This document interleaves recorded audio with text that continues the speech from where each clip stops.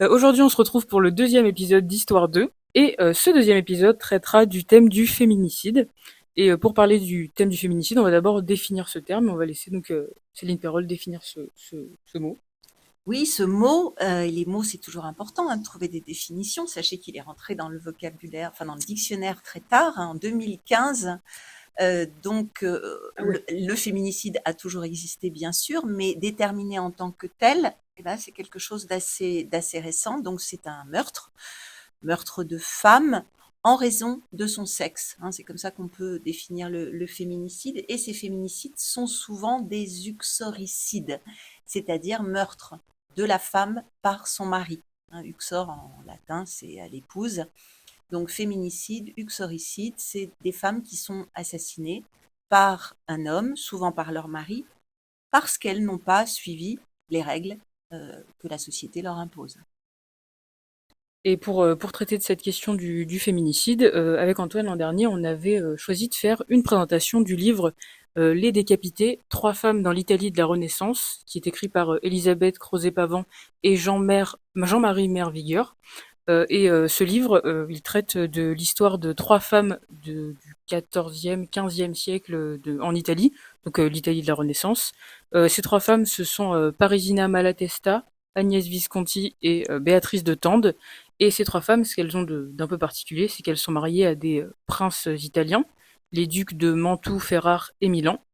Et ces trois femmes, elles ont comme point commun le fait qu'elles vont être tuées à cause d'un adultère non avéré pour les trois femmes, mais elles vont être tuées par leur mari. En effet, ces trois femmes sont donc victimes de féminicide, car elles auraient commis un adultère qui n'a jamais été prouvé. Pour cela, elles ont été punies de mort. Dans cette peine de mort, souvent, il y avait une absence de procès et qui suivait aucune démarche logique et légale. Euh, et en plus, les maris n'usèrent pas les mêmes moyens pour tuer leurs femmes. Euh, elles ont... Pourquoi on en est arrivé à ce point-là? C'est que ces femmes ont eu beaucoup de pouvoir au fur et à mesure. Elles ont un peu éclipsé leur mari de la tête de leur territoire. Elles ont commencé à prendre de plus en plus de puissance. Elles se sont ancrées de plus en plus au niveau diplomatique et elles ont permis aussi à ces territoires et aux territoires de leur mari de s'étendre et d'assurer un niveau économique assez stable. Par rapport à cela, elles sont aussi victimes de leur infériorité en tant que femmes parce qu'elles sortaient en fait du cadre de l'époque médiévale et elles avaient cette volonté d'acquérir de plus en plus de pouvoir. Donc elles restent aussi des victimes de la société médiévale. Alors, mon avis sur la lecture de ce livre, c'est que c'était un ouvrage de qualité qui permettait de mettre en avant les femmes dans un autre pays que la France, notamment dans l'Italie de la Renaissance. On a pu voir comment elles ont réussi à acquérir ce pouvoir, les éducations qu'elles ont reçues dès leur enfance, qui ont participé à certaines d'entre elles de- d'être ancrées dans cette aristocratie et directement d'avoir du pouvoir.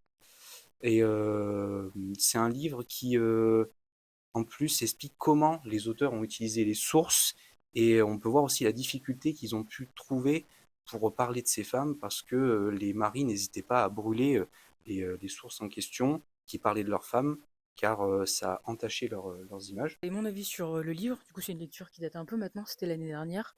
C'est une lecture que j'avais beaucoup appréciée. Au début, je me suis dit que c'était de l'histoire médiévale et que ça allait pas forcément me plaire, mais la façon dont c'est écrit, ça a un aspect un peu lointain quand même, mais un peu un aspect de polar. On essaie de comprendre ce qui s'est passé, pourquoi est-ce que ces femmes elles ont été tuées, pourquoi est-ce que ça a été mis en avant. Et effectivement, il y a tout cet aspect où on nous montre le travail de source, le travail d'historien qu'il y a derrière, qui est vraiment très très intéressant. Et c'est un livre qui est accessible pour les gens qui s'y connaissent en histoire, mais aussi pour ceux qui s'y connaissent pas.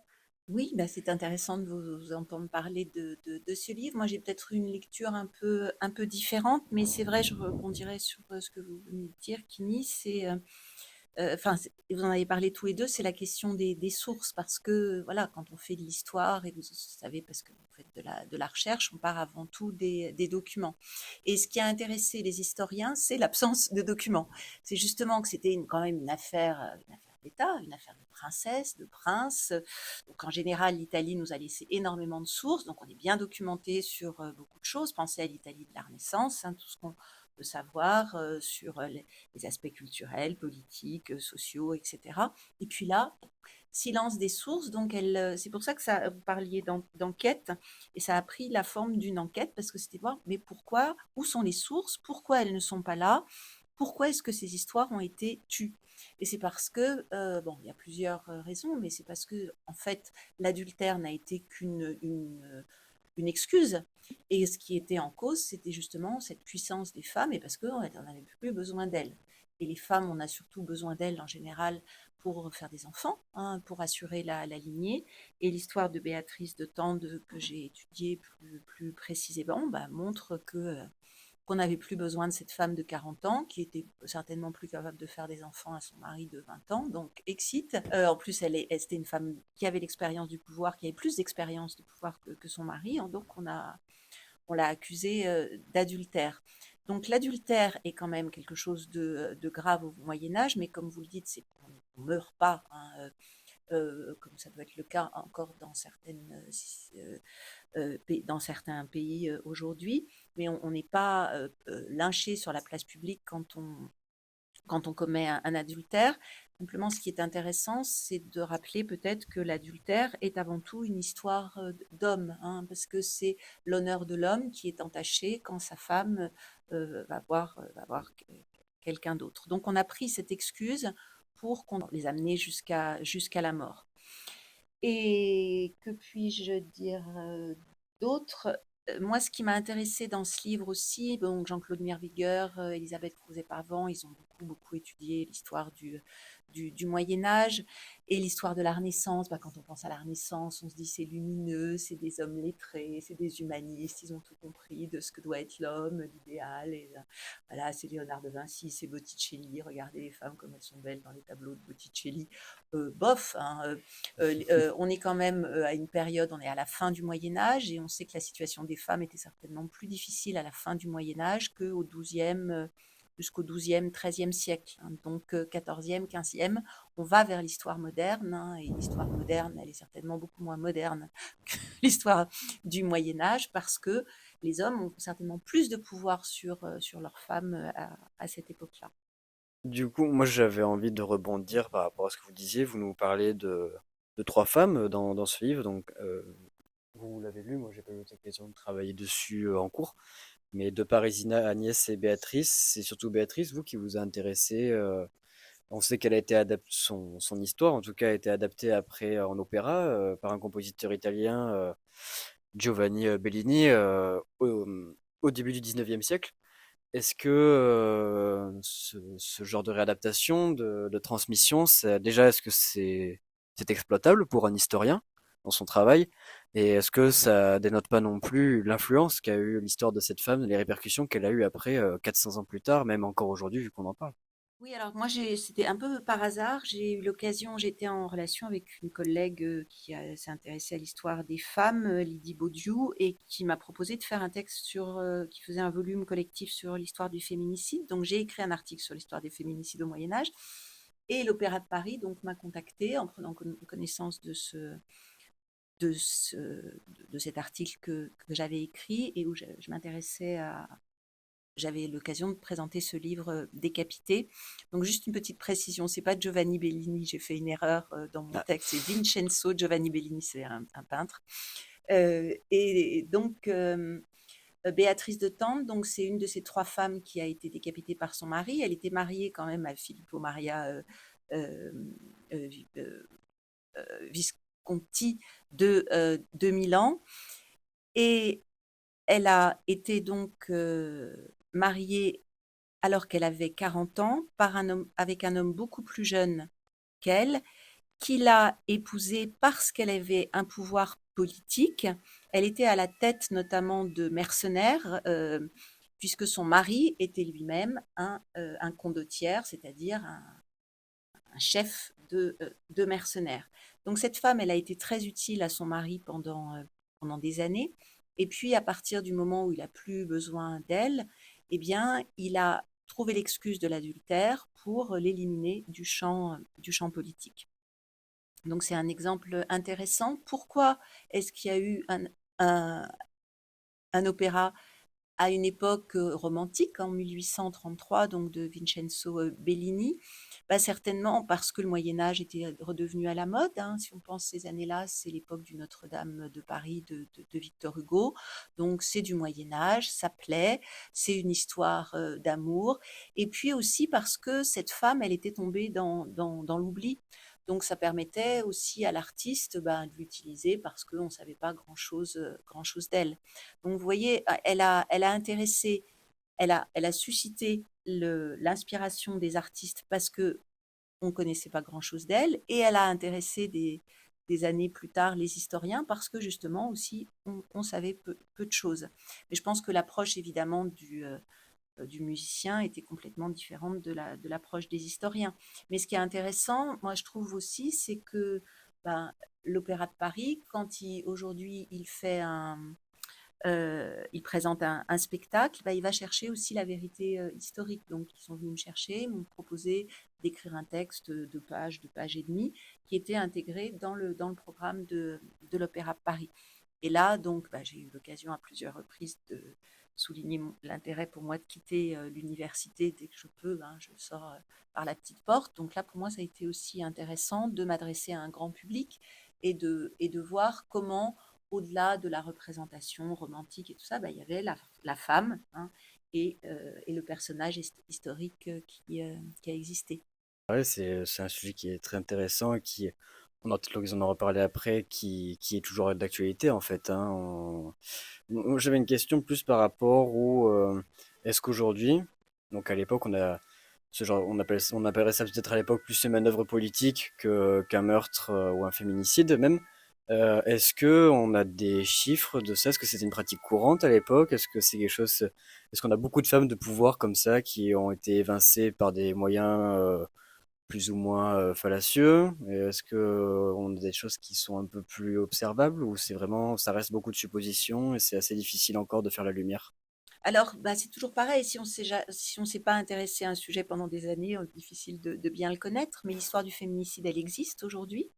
Elle n'existe pas depuis très longtemps, moi je dirais depuis une petite dizaine d'années. Donc vous voyez, elle apparaît dans le dictionnaire en 2015, on est en 2024. Donc depuis qu'elle est parue, depuis que le mot est apparu, on commence à en faire aussi un sujet d'histoire. Et c'est vrai qu'on ne peut pas donner de chiffres, hein, on ne peut pas dire comme aujourd'hui, voilà, tous les 2 jours et demi, il y a une femme qui meurt sous les coups de son mari. On est toujours beaucoup mieux documenté sur l'histoire des élites, hein, parce qu'elles laissent des sources écrites, même quand elles ne sont pas nombreuses, elles en laissent quand même un petit peu. Mais on sait, on a beaucoup étudié les sources judiciaires dernièrement, l'histoire de la violence, et on sait donc que les féminicides sont bien présents, hein, mais ils appartiennent souvent à l'espace domestique. Et il faut que ça prenne une proportion publique pour que ça laisse des traces dans les documents. Mais souvent, ça reste quelque chose de tu. Pourquoi? Parce qu'il y a toujours l'honneur de l'homme qui est en jeu, et il n'a pas intérêt à ce qu'on sache pourquoi il a tué sa femme, qui a tué sa femme, etc. Si ça peut être présenté comme un accident, voilà, il y a eu de la violence et ça s'est terminé. Et c'était pas prémédité. Le féminicide va surtout être puni s'il y a préméditation aujourd'hui. Si je peux rebondir, c'est vrai que comme vous l'avez compris, le féminicide, c'est pas une question que à l'époque médiévale. On en a, enfin, il y a beaucoup plus de féminicides à l'heure actuelle. On va Alors, parler, ce que je remarque en vous écoutant et en vous entendant chercher vos mots, c'est que l'histoire du féminicide, c'est ce qu'on appelle aujourd'hui une histoire sensible. C'est-à-dire qu'elle fait intervenir des choses graves de notre société, elle fait intervenir notre vécu, on s'interroge aussi sur le vécu des personnes qui nous écoutent. Donc, comment aborder une histoire sensible? C'est une vraie question aujourd'hui que se posent les historiens. Et ce débat que l'on a, la sensibilité que vous avez, l'émotion. En fait, on peut pas faire une histoire des féminicides comme on fait une histoire du prix des céréales au XVe siècle ou de la numismatique, etc. Parce que on sait que ça existe, on sait que c'est dénoncé, on sait que c'est quelque chose que subissent les femmes et qui ne sont pas défendues. Ça, c'est l'occasion aussi de le dire. Donc, la violence contre les femmes, c'est vraiment quelque chose qu'il faut dénoncer régulièrement. On sait qu'elle est revenue au moment du Covid, contre les femmes, contre les enfants. Je trouve que c'est important de le rappeler et de prendre aussi l'exemple du Moyen Âge bah, pour rappeler que ça a toujours existé et euh, que c'est pas. Il y a la question de la préméditation dont je parlais tout à l'heure, c'est-à-dire le crime passionnel, hein, sous prétexte qu'il y a la passion, que l'homme a pas respecté, enfin a pas contrôlé les choses, ça passe, hein. Et ça, c'est une question que l'on retrouve encore aujourd'hui, hein. Est-ce que c'est vraiment la faute de l'homme qui a tué ou est-ce que ce ne serait pas la faute de la femme? Et pour peut-être une dernière question après, pour rebondir par rapport à ça, cette question de la sensibilité, est-ce que quand on travaille sur un sujet comme ça, il y a un devoir de mémoire un petit peu qui se met en place derrière, de réhabiliter des paroles qui ont été occultées, c'est des affaires quelque part judiciaires, mais dans lesquelles on s'immisce, c'est un peu un puzzle qu'on reconstitue aussi. Qu'est-ce que vous avez comme position par rapport à ça quand vous étudiez le cas de Béatrice, de Tante, par exemple? Est-ce que vous souhaitez apporter quelque chose par rapport à ça? Oui, moi, c'est sûr que quand j'étudie ce genre de sujet, je pense à toutes les autres femmes du Moyen Âge qui ont pu subir ça et dont on ne connaît pas les noms, hein. Mm. Moi, ce qui m'intéresse aussi, c'est l'histoire des femmes anonymes, et c'est sûr. Je pense aussi, et pour moi, il y a, en faisant une histoire des femmes engagées, c'est l'idée de penser aux femmes aujourd'hui qui subissent ces violences.